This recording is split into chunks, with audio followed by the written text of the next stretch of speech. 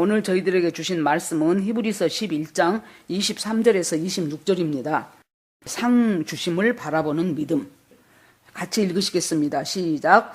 믿음으로 모세가 낳았을 때에 그 부모가 아름다운 아이임을 보고 석 달 동안 숨겨 임금의 명령을 무서워 아니하였으며, 믿음으로 모세는 장성하여 바로의 공주의 아들이라 칭함을 거절하고 도리어 하나님의 백성과 함께 고난받기를 잠시 죄악의 날을 누리는 것보다 더 좋아하고 그리스도를 위하여 받는 능욕을 애굽의 모든 보화보다 더 큰 재물로 여겼으니 이는 상 주심을 바라봄이라. 아멘. 기도하겠습니다. 하나님 감사합니다. 참 저희들에게 어떻게 믿음을 주셨는지 모든 사람마다 믿음의 형태도 믿음의 정도도 다 다르지만은, 그러나 우리 주님께서 하나님 아버지는 살아계시고 예수 그리스도가 내 구주시고 성령님이 오셔서 나를 인도하시고 가장 근본적인 기본의 틀을 가지고 주님 앞에 한 걸음 한 걸음 나아갈 수 있게 하시니 감사합니다. 더군다나 어려울 때일수록 하나님이 주시는 믿음 안에서 외에는 굳건해질 방법이 없음을 저희들이 압니다. 하나님 믿음으로 주님의 은혜 가운데서 당당하게 일어서고 담대하게 하면서 하나님을 바라보면서 나아가는 우리 모두가 되기를 원합니다. 하나님 말씀 가운데 역사하여 주시고 오늘 이곳에 성령님 임재하여 주셔서 아버지의 말씀이 전하는 자나 듣는 자나 모두가 다 주 은혜 가운데서 깊이 우리들의 심령에 사무쳐서 그것들이 우리의 삶과 우리들의 생각과 느낌과 감정까지 전부 하나님 뜻에 합당하게 변화될 수 있도록, 그리하여 하나님의 온전한 사람들이 다 되어갈 수 있도록 주께서 축복해 주시기를 원합니다. 예수님 이름으로 기도합니다. 아멘. 인사하시겠습니다. 우리는 복받은 사람들입니다. 은혜 주실 줄 믿습니다. 예, 감사합니다. 히브리서 11장은 우리가 잘 알다시피 믿음장이라고 합니다. 그래서 이 믿음장에 대해서 하나님께서 저희들에게 주시면서 이 히브리서 처음부터 쭉 지금까지 오면서 예수 그리스도가 누구인가에 대해서 계속 설명을 해오고 있습니다. 그래서 믿음은 바라는 것들의 실상이고 보지 않는 것들의 증거인데, 거기에서 믿음의 선진들의 이름이 지금 쭉 계속해서 나열이 됩니다. 제일 처음에 나온 사람은 아벨입니다.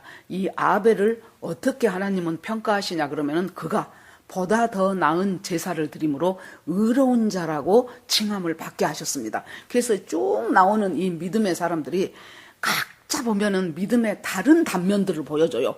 똑같이 보다 나은 제사를 드린 사람이 아니고, 아벨에서는 보다 나은 제사를 드린 사람이었다면 그 다음에 에녹은 하나님과 동행하는 사람이었다는 것을 말하고, 노아는 보지 못하는 것에 대해서 하나님의 경고를 주셨는데 그 말씀을 붙잡고 끝까지 방주를 지어서 구원받은 사람, 그 외에도 뭐 아브라함, 사라, 모세 다 나옵니다. 그런데요, 우리가 이것을 볼 때 믿음이라는 것이 참 하나님이 그 사람한테 적절하게 다양하게, 그 사람 단순히 한두 줄로 끝나지만은 그 사람 전체를 인생을 축약을 해가지고 하나님이 이 사람은 이것 때문에 믿음으로 살았다라고 하나님께서 결론을 지어주십니다. 제일 처음에 아벨은 보니까 보다 나은 제사예요. 제사는 여러분 뭡니까? 지금으로 하면 예배지요. 예배는 우리 스스로 인간 편에서 예배해야 되겠다 하고 예배를 만든 것은 저는 아니라고 봅니다. 예배는 하나님이 우리한테 계시해 주시고 가르쳐 주셨어요. 그래서 그 계시와 가르침대로 예배를 드린 사람이 아벨이고, 그것은 그것이고 내 생각대로 예배를 드린 사람이 가인이었어요. 그래서 곡식을 바쳤냐 양을 바쳤냐 그것이 중요하지 않고 하나님이 주신 계시대로 하나님이 주신 예배의 그 목적대로 예배를 드렸어요. 그러니까 그 예배가 단순히 예배만 드린 것이 아니고 그 사람의 삶도 그 예배처럼 살아온 거예요. 그래서 아벨과 그 삶을, 아벨과 그 제물을 받으셨다 그랬잖아요. 그래 놓으니까 아벨은 그렇게 하기 위해서 자기 일생을 다 쏟아부은 거예요. 그럼 여러분, 이 예배의 클라이막스가 무엇일까요? 예배에는, 제사에는 항상 제물이 있었어요. 그래서 양도 바치고 소도 바치고 번제도 있고 속죄제도 있고 속건제도 있고 화목제도 있고 소제도 있고 그랬지요. 그런데 이 제물의 가장 클라이막스는 예수 그리스도가 십자가에서 제물이 되신 거예요. 그래서 예배의 최고는 예수 그리스도의 십자가예요. 지금 이 예배를 소중하게 여긴 아벨이라든가 아브라함이라든가 이런 믿음의 선진들은 바로 그 예배가 왜 그렇게 소중한 것인가를 하나님으로부터 계시적으로 받았고, 그것들을 위해서 자기 일생을 순종하면서 삶도 예배고 예배도 삶인 삶을 살았던 사람들의 이야기가 지금 쭉 나오고 있습니다. 그래서 아벨은 보다 나은 제사, 이것은 비교급이 아니라고 말씀드렸죠. 이것은 최고의 제사 그 말이에요. 최고의 예배를 드린 사람이 아벨이었어요. 최고의 예배 드리다가 자기 하고 싶은 대로 예배 드린 형한테 맞아 죽은 최초의 순교자가 아벨이었습니다. 그것을 하나님은 믿음이었다, 아벨의 믿음이었다라고 하나님은 평가를 하십니다. 두 번째는 에녹이죠. 에녹은 우리가 너무나 잘 알죠. 무두셀라를 낳고 300년 동안을 동행했다, 하나님과 동행했다 그랬습니다. 무두셀라의 특징은 뭐예요? 하나님께서 네가 아들을 낳는데 이름을 무두셀라라고 해라. 무두셀라는 이 아이가 죽으면은 심판이 온다는 뜻이에요. 그래서 뭐예요? 항상 느슨한 삶을 살지 않았어요. 항상 하나님 앞에서 긴장되고 하나님 앞에 집중되는 삶을 살았어요. 왜? 이 아이가 죽으면 심판이 오니까. 그래서 하나님의 말씀이 이 아이를 바라보는 것으로 에녹은 드러나기 시작합니다. 믿음으로. 그러니까 그렇게 하려니까 계속해서 주님과 동행하는 삶을 살았어요. 그래서 동행하는 삶을 산 사람의 대표로 에녹을 하나님이 말씀하셨고, 이 에녹은 휴거의 모형이다 그랬는데, 오늘날 휴거를 기다리면서 살아가는 우리에게도 하나님께서 주시는 말씀이, 휴거의 조건이 계시록 바삭바삭바삭 안다고 휴거가 되는 것이 아니고 하나님과 날마다 동행하는 삶을 살아라. 두렵고 떨림으로 하나님 앞에 이 무두셀라가 죽으면은 심판이 온다라는 그 말씀을 붙잡고 하나님을 경외하듯이 너희들이 하나님을 경외하는 삶을 살 때 하나님이 너희들을 다른 사람은 알지도 못하는 사이에 이쪽에서 저쪽으로 옮겨버렸잖아요. 우리가 이 땅에서 공중으로 하나님이 옮겨버릴 날을 은혜 중에 기대하면서 살아가는 것이 바로 에녹의 믿음이라는 거예요. 그 다음에 세 번째 나온 사람은 노아지요. 노아는 하나님이 말씀을 주셨어요. 그 말씀이 경고의 말씀이었어요. 이대로 가면은 엄청나게 홍수가 나서 이 사람들이 다 물에 잠기게 된다. 이 사람들이 하나님 앞에 회개하고 돌아와야 되는다. 그러니까 그 경고가 뭐예요? 심판은 있다예요. 심판이 없다가 아니고 심판은 있다.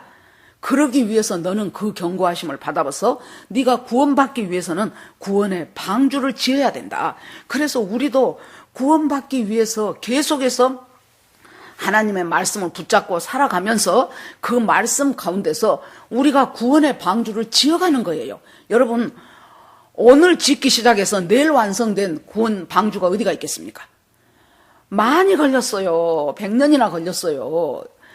그러니까 주님께서 마가복음 4장에 말씀하시기를 곡식을 심으면 처음부터 씨를 심었는데 그 씨가 그 뒷날 일어나니까 열매로 되어지는 것은 없어요.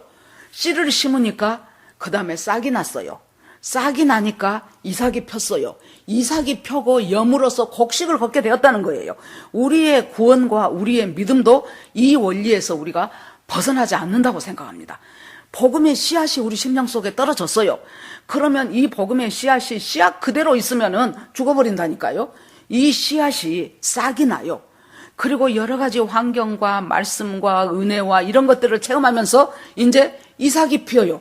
이삭이 피고, 이삭 여러분 벌이나 벼나 이런 거 밭이나 논에 가서 봐보시면은요, 아주 제대로 있는 것 같아요. 그런데 가서 만져보세요. 알이 여물기 전에는 껍질만 제대로 있어요. 그러니까 이것이 지금 껍질만 그리스도인인 것 같은 삶을 우리가 살 수가 있어요. 그런데 주님께서 그곳에 말씀을 불어 넣어주시고 정말로 생기가 불어오고 성령이 역사하시고 그러면서 이 알곡이 여물어가기 시작하는 것이죠. 노아도 오늘 시작해서 며칠 내로 딱 끝나버리는 방주였으면 얼마나 편하겠습니까? 다른 사람들이 보기에도 오 멋지네 했겠지요. 그런데 하나님께서 많은 세월을 경유하면서 그동안에 이 말씀을 버리고 싶은 때도 많았을 것이고, 사람들의 조롱과 비웃음을 들으면서 이 일을 그만 내가 끝내버리고 싶은 것도 많았을 것이고, 그럼에도 불구하고 하나님이 주셨던 그 경고의 말씀, 심판은 온다는 경고의 말씀을 붙잡고 다른 사람들에게도 계속 전했을 거예요. 당신들 하나님께 돌아오지 않으면은, 이렇게 음란하고 부패하면은 반드시 하나님이 나한테 이렇게 말씀하신 것처럼, 이 방주를 지으라고 하신 것처럼 당신들은 그렇게 되면은 홍수에 잠기게 됩니다. 그도 그럴 것이, 그 사람들은 뭘 몰랐다 그랬어요? 홍수라는 개념이 없었다니까요. 노아의 홍수가 있기 전까지는 하나님께서 적절한 수분과 적절한 수증기와 이런 것들을 마련을 해놓으셨기 때문에 이렇게 비가 폭우가 쏟아지고 쓰나미가 오고 이런 것은 그 당시에는 상상할 수가 없었기 때문에 사람들이 안 믿어요. 농담인 줄 알아요. 지금도 보세요. 우리가 다른 사람들한테, 같이 교회 다닌다고 예수가 구주라고 하는 사람들한테 예수님의 재림이 멀지 않았다라든가, 휴거가 올 때 공중 들림을 받는다든가 이런 얘기를 하면 그 사람들이 어이가 없어요. 왜요? 한 번도 그런 일을 경험해보지 못했거든요. 그런데 우리는 감사하게도 그것이 마음에 믿어지는 거예요. 주님이 하신다고 했으면 하지 하고 믿어지는 거예요. 그래서 그 경고하심을 받고 주님이 심판한다면 심판은 오지 하고 믿고, 그것에 따라서 믿고 가만히 있는 것이 아니고 믿으면서 그날 내가 할 일들을, 구원의 방주를 지어져 가는 것이 바로 그리스도인들이 하나님 앞에서 살아가는 삶의 자세예요. 오늘은 이제 아브라함도 다 건너뛰고 모세의 믿음을 한번 우리가 생각을 해보자고요. 모세의 믿음이 24절에 보니까, 모세는 믿음으로 모세는 장성하여 바로의 공주의 아들이라 칭함을 거절하고 그랬어요. 자, 모세의 믿음이 첫 번째, 믿음으로 모세는 장성했다고 나옵니다. 그러니까 믿음 안에서 자라갔다는 얘기죠. 모세의 장성한 믿음이 되기 위해서 우리가 간과할 수 없는 것이 모세의 부모의 믿음이에요. 모세가 태어날 때는 너무나 살벌한 시기였습니다. 애굽의 바로 왕이 어떻게 된 건지 이 히브리 백성들이 너무나 인구가 많이 불어나는 거예요. 그러자 위기의식을 느낍니다. 만약에 저것들이 다른 나라와 우리가 전쟁할 때 그 많은 사람들이 저쪽에 붙어서 우리를 공격해버린다면은 이거 큰 낭패가 되겠다 싶어가지고, 사람이 한번요 어떤 불안에 딱 사로잡히죠. 그러면 그것이 근거가 있든지 없든지, 맞든지 틀리든지를 고사하고 그 불안을 계속해서 증폭시켜 나가요. 바로 왕 같은 사람은 나라 일에 대해서 그렇게 생각하겠지만은, 여러분, 우리가 살아가면서요, 우리 개인들도 보면은 아무 근거 없는 불안을 하나 딱 들어오지요. 그러면 그 불안을 붙잡고 어쩔 줄을 몰라요. 이것이 금방 당장 내 인생을 어떻게 해버릴 것 같아요. 이 어려움이 당장 나를 뒤집어 놓을 것 같은 그 불안에 달달달달 떨면서 정말로 하나님 앞에 믿음으로 살 수가 없어요. 이런 것들과 마찬가지로 이 바로 왕이 갑자기 얘네들이 져가고 짝짝꿍 돼버리면은 우리한테 엄청난 피해가 오겠네, 그 생각을 하자 도저히 못 있겠는 거예요. 아마 낮이고 밤이고 그 생각이 머리를 떠나지 않았을 것입니다. 왜 그렇습니까? 사탄이 그 속에 생각을 집어넣어주는 거예요. 그런데 사탄이 집어넣어줄 때 우리가 철벽같이 방어를 하고 있으면 사탄이 못 집어넣어요. 그런데 우리가 틈을 보였기 때문에 집어넣는 거예요. 유다의 마음속에 예수님에 대한 실망과, 왜? 그 300데나리온이나 되는 향유를 갖다가 깨갖고 부어버려갖고, 아이고 저거 가난한 사람들한테 주지 왜 그랬냐 할 때 예수님이 가만두라 그러는 거예요. 저 여자가 내 장례를 준비한다고. 그럴 때 유다가 아이고 저 사람 아니구나, 이 민족 독립시킬 사람 아니구나, 저 사람 엉뚱한 사람이구나, 그렇게 하고 예수에 대한 불신앙이 딱 생기는 그 마음의 틈을 열어주니까 그 다음에 사단이 쑥 들어와서 예수를 팔 생각을 넣은지라 그랬어요. 이 바로도 그렇게 딱 하면은 아이고 저 사람들은 노예고 우리가 지금 튼튼하게 잘 지금 방어하고 있고, 저 사람들이 무슨 어떤 적과 우리를 대적해서 우리하고 대항을 한단 말이냐. 그러고 그 당시에는 애굽이 최고의 지금 강대국이었어요. 감히 애굽한테 누가 건드릴 사람이 없어요. 그렇게 마음을 딱 안심을 하면 되는데, 이게 불안이 오기 시작하니까, 마음이 열어지기 시작하니까 사탄이 들어와서 저것들이 너희들 다 없앨 거야, 저네들은 굉장히 위험인물들이야 하는 생각들을 불어넣어주니까 법이라고 발표된 것, 자기가 가지고 있는 권력을 가지고 법령을 제정한 것이 이스라엘 사람은 남자를 낳으면 무조건 강에다 다 던져버려라 하는 법령을 제정. 이때 모세가 태어났어요. 이럴 때 임신을 했다고요. 그러면 우리가 그 모세 부모라고 생각을 해봅시다. 임신이 됐어요. 첫째는 불안하겠죠. 제가 만약에 그 여자라면 어쨌을까 생각하니까, 하나님, 기왕지사 이렇게 된 거 아들 말고 딸을 주십시오, 그렇게 기도했을 것 같아. 아들을 낳으면 무지하게 위험합니다. 이거 어떻게 할 재주가 없습니다. 하나님, 아들 말고 딸을 주세요. 그래서 이제 두 부부가 만나기만 하면 이 뱃속에 든 아이를 놓고 기도하기 시작했겠죠.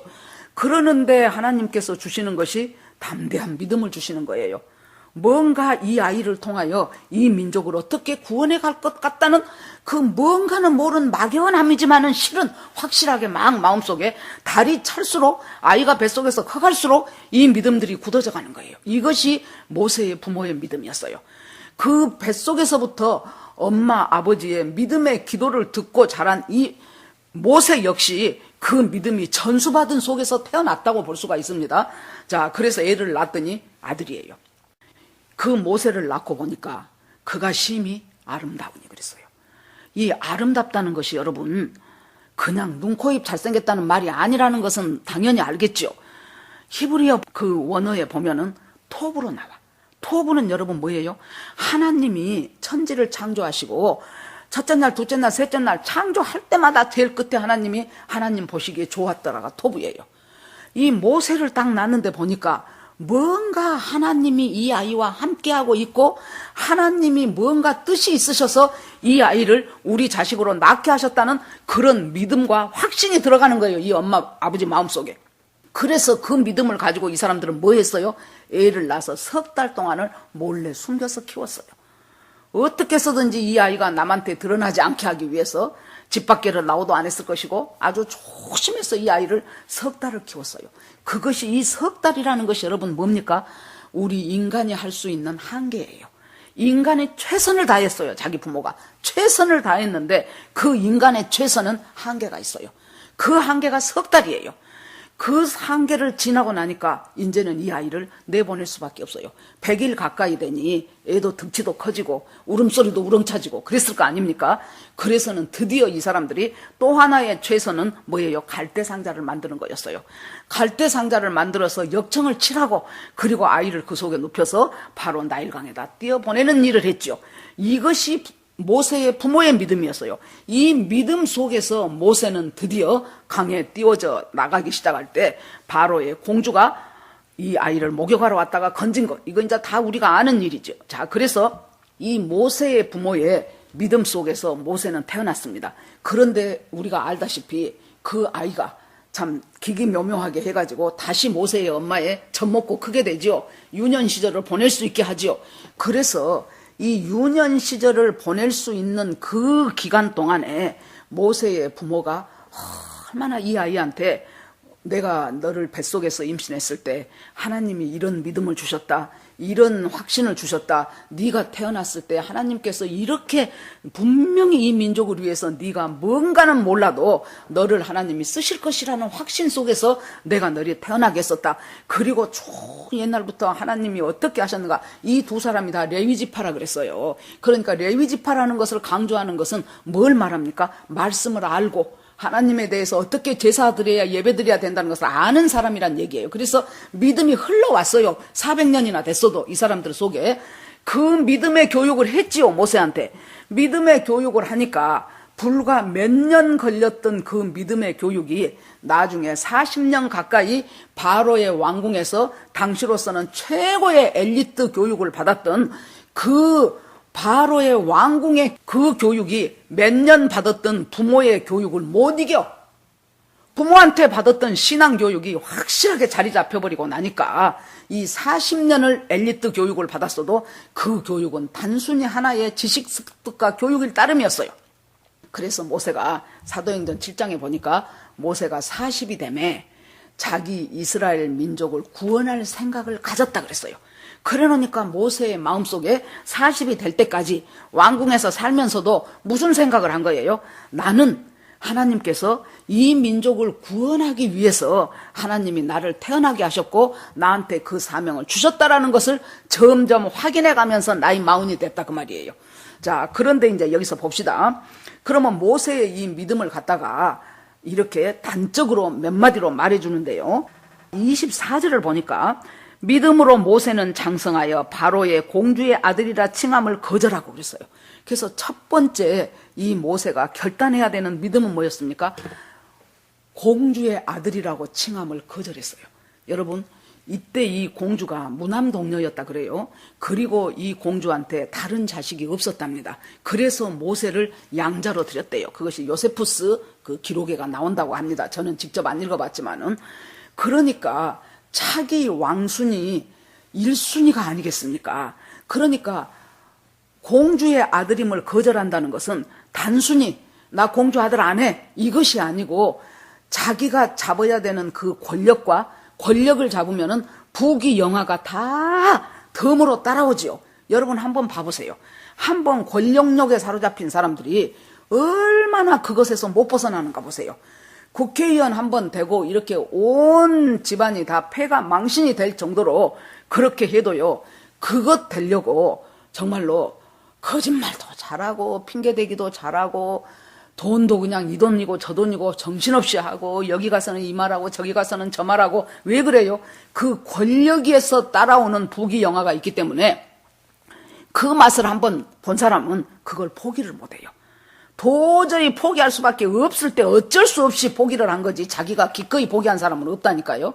그런데 40년 동안이나 궁궐에서 권력의 맛이 무엇이라는 것을 누리면서 산 사람이 모세 아닙니까? 그러니까 공주의 아들임을 거절했다는 것은 그것을 거절함과 동시에 그 인생 동안에 계속해서 확실하게 주어질 모든 금수저들을 다 잘라버렸다는 얘기예요. 그래서 우리가 믿음 안에서 살아간다는 것은 첫 번째 거절할 것을 거절하는 믿음이에요.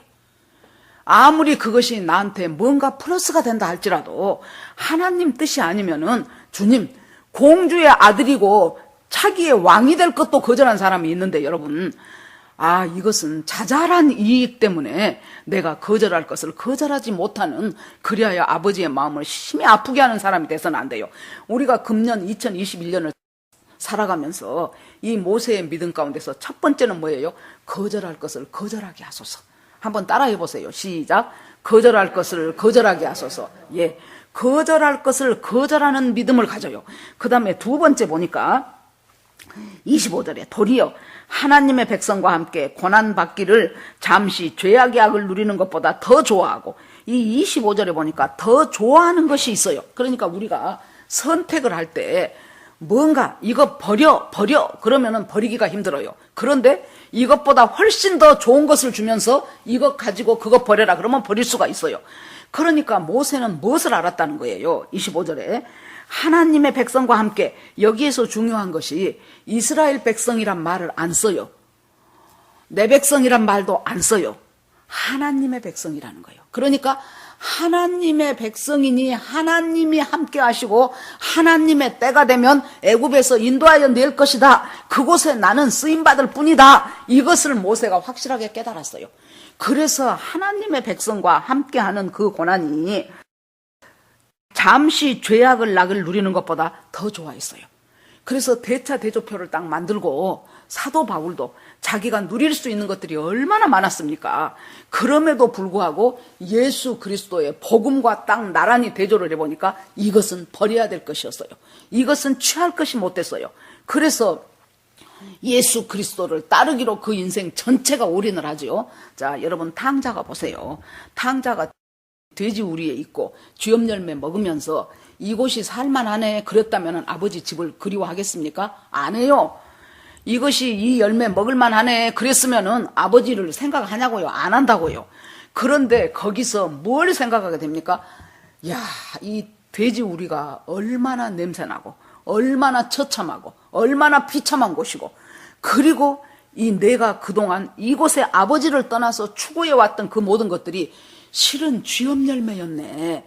내가 엄청 좋은 곳인 줄 알고 쥐었다가 손 펴보니까 그것이 세상에 돼지 먹는 쥐염 열매를, 그것이 엄청 좋은 건 줄 알고 그것 달라고 애를 썼고 이 집이 무지하게 좋은 돼지 우리간이 좋은 것인 줄 알고 내가 그러고 있었네 하고 비로소 죄의 본질을 알게 돼요. 죄의 본질은 뭐예요? 아버지를 떠난 것. 아버지를 떠난 것이 내가 죄의 본질이고, 아버지를 떠나서 결과적으로 이 죄 속에서 뒹굴고 뒹굴면서 정말로 불쌍하게 지옥 갈 수밖에 없는 백성이 바로 나로구나. 그것을 깨닫는 것이 참으로 하나님의 은혜지요. 그러니까 그 처참한 죄의 본질을 깨닫고 나니까 아이고 아버지, 내가 떠나버린 우리 아버지 집에는 품꾼도 나같이 산 사람 없어. 아버지 집으로 돌아가자 하는 일어나는 결단이 거기서 나오게 되는 것이죠. 그런데 죄에 대한 여기서 특성을 가리키는 것이 잠시 죄악의 악을 누리는 것보다 더 좋아했다. 이 죄악이 낙이 있다는 거예요. 여러분, 죄 짓는데 매력이 있고 쾌락이 있고 즐거움이 있으니 죄를 짓지, 죄 짓는 것이 지겹고 고통스러우면 누가 죄 짓겠습니까? 죄 짓는 것이 기쁨이 있고 쾌락이 있단 말이에요. 죄에 낙이 있어요. 매력이 있어요. 이렇게 저렇게 돈, 먹을 돈 안 먹을 돈 가리지 않고 뇌물 준 거 꿀꺽꿀꺽 받아 먹으면 그것 갖고 좋은 차도 사고 그것 갖고 집 짓는데 집 사는데 더 보태서 더 좋은 집으로 이사 가고 자식들 필요한데 그냥 팍팍 돈 써주고 낙이 있다니까요. 야, 이래서 돈이 좋은 것이구나 하는 낙이 있어요. 자기 가정 놔두고 바람피는 남자들한테, 그 여자한테, 본처한테 없는 낙이 있어요. 그러니까 한 거예요. 나중에 가정 무너지고 자식 무너지고 그것은 생각도 안 한다고요. 그런데 여기서 뭐예요? 죄악이 낙이 있는데 그 앞에 뭐예요? 잠시 죄악의 낙이다 그랬어요. 이 죄악의 낙은 잠시예요. 찰나적이에요. 순간적이에요. 그래서 죄라는 것이 무엇인가 본질을 깨닫고 나니까 죄의 결말이 어떠한가를 깨닫게 되지요. 그래서 잠시 죄악의 악을 누리는 것이 얼마나 무가치하다는 것을 깨닫게 되니까 그것을 버리고 하나님의 백성과 함께 고난받기를 택했다는 거예요. 그래서 선택이라는 것은 여러분, 우리가 오늘 내가 무슨 옷을 입고 교회 올까, 그것부터, 그런 자잘한 것부터 선택하기 시작해서 정말로 하나님의 뜻대로 살 것인가, 세상의 가치대로 살 것인가를 우리는 계속해서 끊임없이 선택하면서 사는 거예요. 그래서 민수기에 보면은 너희 앞에 생명과 사망과 복과 저주를 주었나니 너희가 여호와 앞에 생명을 구하며 사는 자가 되라고 그렇게 말하죠.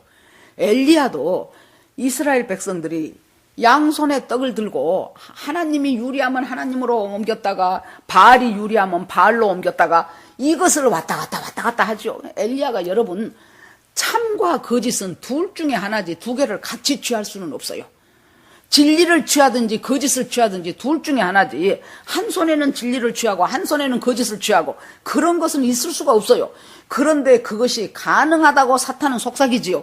그러니까 많은 이스라엘 백성들이 그걸 가능하다고 생각해서 이렇게도 취하고 저렇게도 취하고 싶었던 그 백성들을 전부 갈멜산으로 모아가지고 뭐라고 합니까? 엘리야가 어느 때까지 너희가 두 사이에서 머뭇머뭇하겠느냐. 여호와가 하나님이면 여호와를 섬기고 바알이 하나님이면 바알을 섬겨라 그러죠. 그러니까 이 사람들이 할 말이 없어. 자기들이 그렇게 살아왔거든요. 그래서 주님은 우리에게 시시때때로 하나님께서 요구하시는데 그때 우리가 지혜가 필요해요. 무슨 지혜가 필요합니까? 어떤 것이 더 가치 있는가를 아는 지혜가 필요하죠. 여러분, 2살, 3살짜리 애들 돈 줘보세요. 1,000원짜리인지 10,000원짜리인지 50,000원짜리인지 몰라요. 걔네들은 가치를 몰라요. 그런데 조금 이제 6살, 7살 되면 가치를 알아요. 50,000원짜리를 갖고 가서 사면 자기가 원하는 장난감을 여러 개 살 수 있다는 것을 알고, 1,000원짜리를 갖고 가면 하드 하나 살 수밖에 없다는 것을 알아요. 그러니까 가치를 알아요. 가치를 아니까 1,000원짜리 가질래, 10,000원짜리 가질래, 그러면 10,000원짜리 갖고, 10,000원짜리 가질래, 50,000원짜리 가질래, 그러면 50,000원짜리 갖는 거예요. 그래서 우리가 여기서 무엇을 선택해야 될 것인가에 대해서는 지혜가 필요해요. 지혜가, 그것이 바로 하나님이 우리에게 주시는 지혜예요.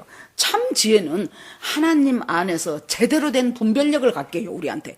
그래서 모든 사람들이 노아 때처럼 말도 안 돼, 무슨 비가 쏟아진다 그래 하는데도 불구하고 하나님 말씀에 근거하다 보니까 아니야, 하나님은 심판하셔 하고 방주를 지은 그것이 바로 선택이죠. 엘리야처럼 많은 사람들이 무너져가는 속에 있어서도 오직 여호와 하나님이 참 하나님이라는 것을 알고 선포하는 것이 선택이지요. 모세도 보세요. 똑같은 성정의 사람이에요. 그런데 드디어 애굽을 나왔지요. 애굽을 나와가지고 홍해 앞에 서니까 이제 그 많은 사람들이 우리는 다 죽었다. 우리가 애굽에 매장지가 없어서 우리를 여기 데리고 나와서 바다에 수장시키려고 하느냐 하고 난리를 치지요. 그럴 때 모세는 뭘 선택했습니까? 너희는 가만히 있어. 오늘날 너희를 위하여 베푸시는 여호와의 구원을 보라 그러지요. 뭘 선택했습니까? 하나님이 이 백성을 가나안까지 데리고 가겠다고 하는 그 하나님의 말씀을 딱 선택을 해버린 거예요. 그러니까 하나님이 가나안까지 데리고 나가는데 여기에서 홍해에서 빠져 죽게 할 리가 없다. 어떻게 구원할지는 방법은 모른다. 뭐 배를 태워서 갈지 아니면은 오는 애굽의 병사들을 다 물리쳐 버릴지 그것은 우리가 알 수가 없다. 그러나 분명한 것은 하나님이 우리를 가나안 땅으로 이끌어 거기까지 가게 하실 것이다라는 그 믿음을 선택을 한 거예요. 그래서 우리가 하나님 앞에서 정말로 주께서 원하시는 가치가 무엇인가를 선택하는 것이 굉장히 우리한테 하나님이 주신 지혜예요. 하나님으로부터 지혜를 구할 때 공부 잘하고 IQ 많게 해주시오가 지혜가 아니고, 제가 어저께 그 윤치영 목사님 중국에서 선교한 간증을 이제 또 나머지를 들었어요. 그랬더니 이분이 어떻게 지금 아주 그 사역을 우리나라로 하면 읍인데 중국은 현이라고 한답니다. 그 현이 2181개래요. 2181개를 전부 다 돌기로 작정을 해가지고 선교의 이름을 2181 선교회라고 그렇게 했대요. 그랬는데 거기에서 놀라운 역사들이 일어나요. 예수님이 하신 그대로 말씀 선포하고 나면은 그 다음에 막 귀신이 떠나가고 병이 고쳐지고 도저히 어찌할 수 없는 중병 환자들이 막 낫기 시작하고, 그러니 사람들이 막 모여들고 이것이 각 가는 곳곳마다. 그래서 자기가 2181개는 다 못 돌고 한 3분의 2 정도 돌았다 그 얘기를 하시더라고요. 그래서 보면서 그때 그렇게 사역을 하려니 자식들을 어떻게 아버지 노릇을 온전히 하겠습니까? 열심히 하고 집에 금요일 밤에 돌아오면 그때 두 아들하고 딸하고 하나씩 붙잡고 거의 새벽 2시, 3시까지 이 아들을 놓고 간절히 기도해줘요. 기도하고 또 딸 기도하고 다시 아들 기도하고 다시 딸 기도하고 그렇게 안고 그 애들을 놓고 기도하고 자기는 그것밖에 한 것이 없대요. 엄청나게 애들이 똑똑하고 잘 됐더라고요. 나중에 보니까 그것은 중요한 것이 아니에요. 어찌 됐든지 간에 여러분, 이 부모라는 것은 자식한테 우리가 믿는 부모라면은 우리한테 하나님이 주시는 것은 뭐예요? 우리한테 주신 자식을 내 역량 밖으로까지는 못해. 그러나 내가 할 수 있는 만큼 최선을 다해서 믿음으로 양육하려고 애쓰고 수고하는 것이 우리의 일이어야 돼요. 제가 전에도 말했죠. 우리 언니가, 우리 큰애 3살, 우리 나이 3살 때 서울을 한번 올 일이 있어서 왔어요. 그랬더니 이 얘기 저 얘기 하다가 저한테, 송자야, 자식은 밥 먹고 크는 것이 아니고 부모의 기도를 먹고 큰단다. 되게 위대해 보이더라고 그때. 이야, 어떻게 저렇게 위대한 진리를 우리 언니는 알았지 그랬거든요. 그 말이 저한테서 안 사라지더라고요. 그렇다고 제가 기도를 무지하게 많이 했냐? 그러면 그건 아니에요. 그래도 어찌됐건 그 말이 사라지지 않더라고요. 모세의 부모가 가지고 있었던 그 믿음이 모세에게 그대로 흘러오고, 그리고 나서 나이 40이 되면서 없어지지 않은 것이, 이 민족을 구원하기 위해서 하나님이 뭔가 나를 사용하실 일이 있어. 그것이 어떤 식으로 어떻게 될지는 모르지만은 그건 분명해. 그 믿음을 확실하게 붙잡게 됐죠. 그러고 나니까 하나님의 백성과 함께 고난 받는 것이 이 썩어져 버리고 없어져 버리고 할 이 세상 권세를 붙잡고 살아가는 것보다 훨씬 가치 있다는 것을 깨닫게 됐어요. 그러니까 가치관이 변하는 거예요. 예수를 믿으면서도, 교회를 오래 몇십 년 다니면서도 믿기 전과 세상에 대한 가치관이 하나도 안 변했다면 그 사람은 스스로 한번 물어보세요. 내가 세상에 마음이, 여러분, 우리가 믿음이 약해서 넘어질 수는 있어요. 그러지만은 내 생각의 기본적인 원칙이 내가 예수님에 대한 성경적인 가치관으로 내 가치관이 바뀌지 않는 상태로 계속 살고 있다면은 미안하지만은 그 사람은 예수 믿는 사람이라고 볼 수가 없습니다. 계속해서 무늬만 그리스도인이지요. 무늬만. 그런데 모세는 거기서 내가 하나님의 백성과 함께 고난받는 것이 바로 이 잠깐의 죄악의 낙을 누리는 것보다 훨씬 낫다는 것으로 해서 바로 그 훨씬 나은 그 가치를 선택을 했습니다. 자, 26절에 그리스도를 위하여 받는 능욕을 애굽의 모든 보화보다 더 큰 재물로 여겼다. 자, 그 다음에 하나 더 나갑니다. 이제는 거기서 거절할 것 거절하고 취할 것 취하고 끝내는 것이 아니고 거기서 한 걸음 더 나아가서 그리스도를 위하여 능욕받는 것을 당연하게 여겼어요. 무엇보다 애굽에서 주는 모든 보화보다도 더 큰 재물로 이것을 여겼다는 거예요. 여기다라는 말은 간주하다, 계산하다, 평가하다 그 말이에요. 그러니까 거기에서 자기가 더 큰 가치를 딱 발견하고 나면서 이제 어떻게 자기 삶 속에 구체적으로 되어져 가기 시작해요. 자기 삶 가운데서 풀어지지 않는 것은 그건 믿음이 아니에요. 내 현실에서 내 일상에서 풀어지지 않고 머릿속에서 입으로만 나오는 것은 그건 믿음이 아니에요. 그것은 자기가 잘 믿고 있다고 착각할 따름이지, 그것은 자기의 지식일 따름이에요. 그런데 이제는 구체적으로 모세의 삶 속에서 풀어져요. 무엇을? 내가 하나님을 위하여 능욕을 받는 것을. 여기 보니까 그리스도를 위하여 받는 능력으로 그랬어요. 모세는 저 구약 옛날 사람이잖아요. 모세로부터 한참 있다가 예수님 오시잖아요. 그런데 그리스도를 위하여 능욕을 받는다고 나와요. 여기서 왜 그랬을까요? 모세는 여러분 이스라엘 백성을 전부 구원을 했죠. 노예인 이스라엘 백성을 데리고 나와서 구속했죠. 예수 그리스도는 우리 모든 인류를 그 노예와 같은, 죄의 노예와 같은 그 세상에서 우리를 구원을 했죠. 그러니까 이 모세는 나중에 오실 그리스도의 예표예요. 나중에 오실 그리스도가 어떻게 인류를 구원하는가 하는 샘플을 지금 모세가 지금 하고 있는 거예요. 아마 하나님께서 정확하게는 모세가 몰랐다 할지라도 분명히 모든 사람을 구원하실 그 어떤 누군가가 올 거라는 것을 모세는 깨달아졌을 거예요. 그래서 이것이 자기가 지금 이렇게 하는 것이 그리스도를 위하여 능욕을 받고 있다는 그것을 무엇보다 더 중요하게 여겼어요? 바로 애굽의 모든 재물보다도 더 중요하게 여겼다고 그렇게 말씀합니다. 모든 재물보다도 더 중요하게 여겼어요. 그러니까 여기서 우리가 오늘 모세의 믿음은 뭐라고 세 가지로 분명하게 알 수 있습니다. 첫째는 거절할 것을 거절하는 믿음. 둘째는 더 좋은 가치인 하나님을 택하는 믿음. 세 번째는 그 택한 그 믿음이 내 삶의 모든 일상에서 풀어져서 당연하게 여겨지는 바로 그 간주하고 계산되는 그 믿음. 그것이 내 삶의 모든 영역에서 다 풀어지는 거예요. 그래서 자식을 기르는 것에도 그것이 풀어져 나가고 직장 생활하는 데서도 당연히 더 좋은 것을 취하기 위해서 세상 가치를 버리는 것이 합당하게 사라지게 되고 내 삶 속에서 거짓과 술책과 이런 것들이 당연히 없어지게 되고 이렇게 사는 것이 여겼다는 거예요. 우리가 이 말씀 전에 10장을 보면은요, 10장 하반절에 쭉 믿음에 대한 설명을 해 나가면서요, 36절을 제가 한번 읽어드리겠습니다. 너희에게 인내가 필요함은 너희가 하나님의 뜻을 행한 후에 약속을 받기 위함이라. 자, 뭐예요? 믿음으로 살아가는 데 있어서 인내가 필요하다는 거예요. 그 인내는 보다 나은 신앙의 전진을 위해서 필수품이라는 거예요. 그 인내는 내가 이빨 꽉 물고 막 버텨내는 건데 이것이 인내가 아니고 주님의 은혜 가운데서 내가 서 있어야 될 그 자리를 고수하는 것이 인내예요. 성도의 자리를 고수하는 것이 마지막을 살아가는 인내예요. 직분자면 직분자의 자리를 고수하는 것이 우리가 인내예요. 뭔가 다른 곳을 찾아서 막 쌈박한 것을 찾아서 헤매는 거 하나님 그렇게까지 좋아하지 않으셔요. 네가 해야 될 것 해라는 거예요. 제가 맨날 말했죠. 교회는 교과서고 다른 것은 참고서라고. 교과서 중심으로 되고 그 교과서 중심이 끝나고 났을 때 그 다음에 참고서를 보는 거예요. 공부 못한 애들이 특징이 뭔 줄 압니까? 시험 가까이 되면 문제집만 풀어. 원리를 모르고 문제집은 무지하게 시커먼이 동그라미 쳐가며 빨간 줄 쳐가며 풀어놨는데 시험 보면 점수가 안 좋아요. 왜 그럴까요? 그것에 대한 원리를 모르거든요.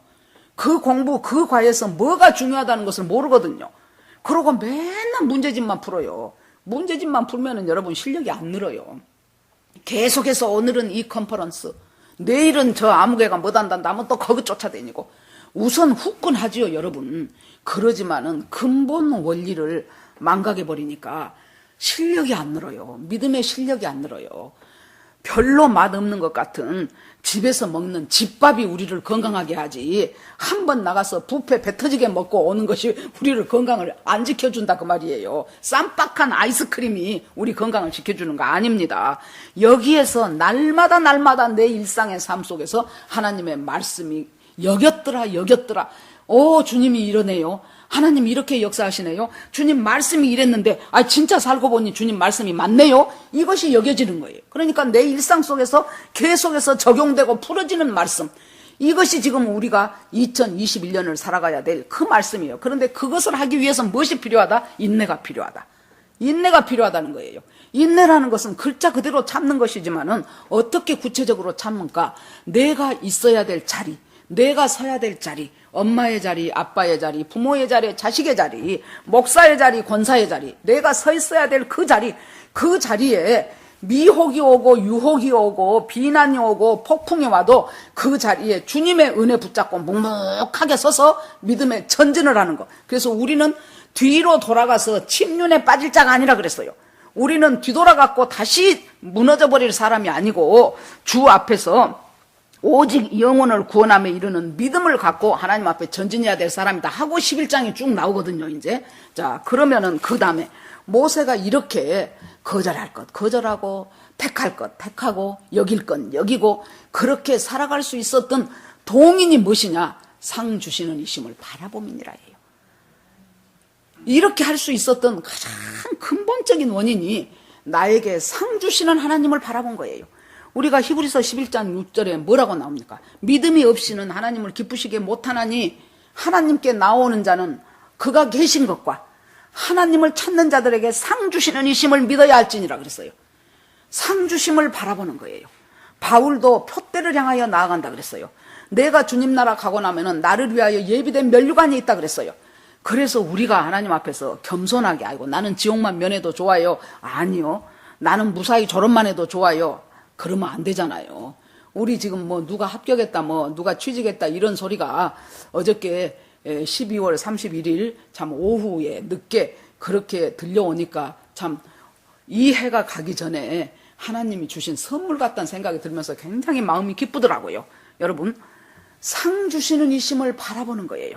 나에게 상 주시는 그 하나님을 바라보면서 내가 고난도 하나님 앞에 세상의 낙보다 더 즐겁게 여겨가면서 내 삶 속에서 그렇게 살아내려니까 여러 가지 힘들고 또 이거 그냥 넘어가 그러고 싶은 것도 하나님의 말씀 속에서 적용하면서 살아가는 그것들을 보면서 그 열매들을 따면서 그렇게 살아가니까 그것은 바로 상 주시는 이심을 바라보기 때문이다. 자, 이제 2021년이 밝아왔습니다. 우리가 금년 1년 어떻게 살면서 이 한 해를 보내야 될까요? 무슨 일이 우리한테 일어날지 우리는 아무도 모릅니다. 어떤 어려움이 올 수도 있고 아니면 어떤 즐거움이 올 수도 있고 그것은 알 수 없어요. 그러나 하나님께서 우리한테 이 모세의 믿음을 바라보면서 첫째 우리는 거절할 것을 거절하는 믿음으로, 둘째 세상의 가치와 하나님이 주신 말씀의 가치를 놓고 어떤 이 가치가 얼마나 이 가치의 크기가 세기가 강도가 어떤 것인가를 분명하게 깨달아 알고 그것을 살아날 것을 하나님의 말씀의 가치를 선택하는 그 선택의 삶을 살아야 되고, 그리고 그 말씀이 내 삶 속에서 그대로 적용되는 여겨지는 삶을 살 때 어떤 일이 온다 할지라도 하나님 은혜 가운데서 넉넉하게 승리하면서 살아가는 저와 여러분이 될 것으로 믿고 주께서 함께 하시기를 축원합니다. 예, 다 같이 부르고 오늘 말씀 붙잡고 기도하겠습니다. 주여 하나님 아버지, 주님 은혜를 감사드립니다. 참 아버지여, 신년 첫 주일에 하나님 우리가 금년 1년을 어떻게 살아가야 될까? 아버지, 답은 믿음으로 살아가야 된다는데 그 믿음이 어떻게 구체적으로 무엇인가를 한번 생각해 봤습니다. 모세처럼 이렇게 험악한 시기에 태어나고 목숨이 언제 떨어질 줄 모르는 그 상황 속에서 살아가면서도 첫째는 하나님 거절할 것 거절하고, 그 다음에 하나님의 가치를 택할 것 택하고 여길 것을 여기고, 이 모든 것들이 나에게 오셔서 상 주실 그 주님, 내가 주님 나라 갔을 때 나에게 상 주실 그 주님을 바라보면서 그 주님을 시각화하면서 날마다 얼마나 나와 함께 살아계신다고 하나님 아버지 동행한다고 생각하면서 그렇게 살아갔던 모세를 보면서 하나님 저희들의 일생 지금 이 1년 동안에 모든 은혜와 삶 속에서 이 믿음으로 우리도 넉넉하게 이기고 승리하는 우리 모두가 되도록 주께서 인도하여 주시옵소서. 하나님 앞에 모두 올려드리며 예수 그리스도 이름으로 기도합니다. 아멘.